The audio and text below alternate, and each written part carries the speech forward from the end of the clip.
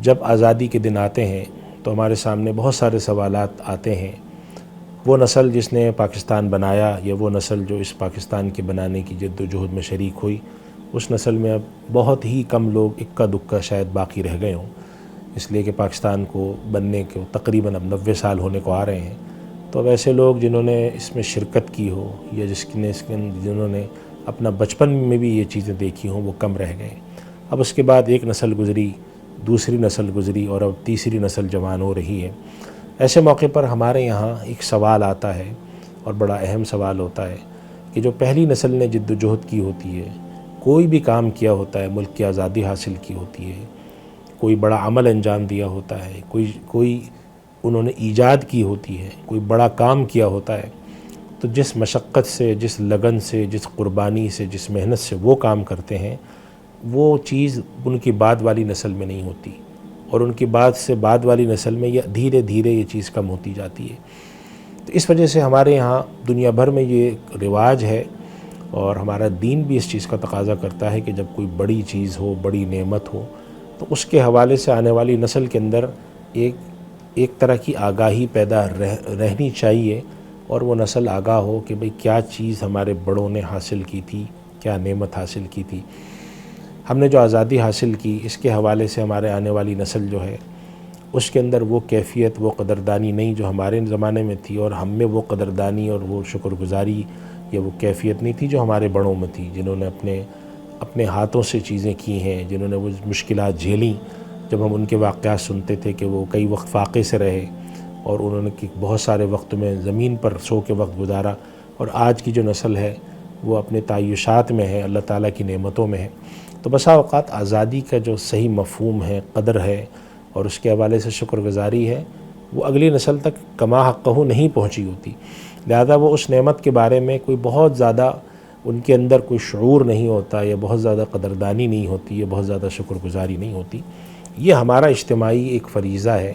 کہ جو بڑی نعمتیں ہیں، جو بڑی چیزیں ہیں، ان کے حوالے سے آنے والی نسل کے اندر آگاہی پیدا کرتے رہیں، اس لیے کہ جب ہم آگاہی پیدا کرتے ہیں تو اس کے حوالے سے اس کے اندر قدردانی پیدا ہوتی ہے، شکر گزاری پیدا ہوتی ہے، اہمیت پیدا ہوتی ہے۔ اور اگر ہم اس چیز کے بارے میں خاموش رہیں یا وہ فکر پیدا نہ کریں، تو دھیرے دھیرے اس نسل کے اندر سے اس نعمت اور اس بڑی چیز اور اس قربانی کے بارے میں فکر مندی، اس کے بارے میں قدردانی، اس کے بارے میں شکر گزاری، اس کے بارے میں آگاہی کم ہوتی جاتی ہے۔ ہمیں چاہیے کہ ہم آنے والی نسل کو یہ پیغام منتقل کریں کہ اتنی قربانیوں سے حاصل کیا گیا جو وطن ہے، اس کے چند تقاضے ہیں، اور وہ یہ ہے کہ اس کو بہترین انتظام کے ساتھ چلایا جائے، بہترین اس کے اندر معاملات چلیں، دین کے حوالے سے جو وعدہ کیا ہے ہم نے اللہ سے اور قوم سے، وہ اس کے اندر پورا ہو۔ ہم یہاں پر دین کے نفاذ کی کوششیں کریں، دین کے معاشی نظام کو، دین کے سیاسی نظام کو، دین کے اخلاقی نظام کو، دین کے فلاحی نظام کو یہاں نافذ کرنے کی کوشش کریں، ایک اعلیٰ ریاست بنائیں، ایک اعلیٰ ترین اخلاقی نظام پر چلنے والی سیاسی جو مملکت بنائیں، نہ یہ کہ یہاں پر چند خاص قسم کے طبقات کو فائدہ ہو تو انہی کو ہوتا رہے، جو محروم اور پسے ہوئے طبقات ہیں وہ پستے رہیں، نسل در نسل پستے رہیں۔ اس حوالے سے ایک فکر مندی پیدا کرنے کی ضرورت ہے، اور اس فکر مندی کے اندر جو بڑا عنصر ہے وہ اس بات کا ہوتا ہے کہ جب لوگوں کو یہ خبر دی جائے کہ آزادی کتنی بڑی نعمت تھی، اور اس کے حاصل کرنے کے لیے جو کوششیں کی گئی ہیں، جو قربانیاں دی گئی ہیں، وہ کتنی اہم تھی۔ آنے والی نسل کو اس کے بارے میں آگاہ کرنا چاہیے، ان کے اندر شکر گزاری پیدا کرنی چاہیے، قدردانی پیدا کرنی چاہیے، ان مشکلات اور ان پریشانیوں کے باوجود جس کو ہم بعض دفعہ سامنا کرتے ہیں۔ ہمارے سامنے بہت سی ایسی مشکلات آتی ہیں، بہت ساری ایسی شکایتیں ہوتی ہیں جو بالکل بجائے شکایتیں ہیں، لیکن جیسے کہ انسان کو اللہ تعالیٰ نے پیدا کیا ہے تو انسان بیمار بھی ہوتا ہے، اس کے جسم کے اندر مشکلات اور مسائل بھی ہوتے ہیں، اس کے باوجود اس کو کہا جاتا ہے کہ تم نعمت کا شکر ادا کرو، اور جو تکلیف اور پریشانی ہے اس کا علاج کرو، اللہ سے مدد مانگو۔ ایسا نہ ہو کہ انسان اپنے جسم میں ہونے والی تکالیف اور پریشانیوں کے نتیجے میں نعمت کی ناقدری شروع کر دے۔ تو جس طرح انسان اپنے جسم کے ساتھ ہونے والی بعض تکالیف، بعض بیماریوں، بعض پریشانیوں پر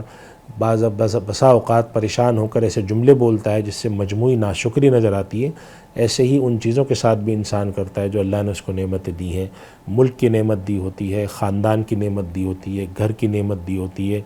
امن اور سکون کی نعمت دی ہوتی ہے، اس کے ساتھ ساتھ بسا اوقات پریشانیاں، مشکلات بھی ہوتی ہیں۔ تو ہم آزادی کے حوالے سے نئی نسل کو جب چیزیں منتقل کریں، آگاہی دیں، تو اس کے اندر سب سے پہلے اس بات کی فکر پیدا کریں کہ یہ آزادی بڑی قربانی کے بعد لی گئی ہے۔ 90 سال کی کم سے کم 1857 کی جو جنگ آزادی ہے اور 1947 اس کے درمیان 90 سال کا فاصلہ ہے۔ پاکستان کے قیام کو جتنا وقت نہیں گزرا، اس سے زیادہ جد و جہد لگی ہے یہ آزادی حاصل کرنے میں، اور پھر اس آزادی حاصل کرنے میں لوگوں نے جان کی قربانی دی، مال کی قربانی دی،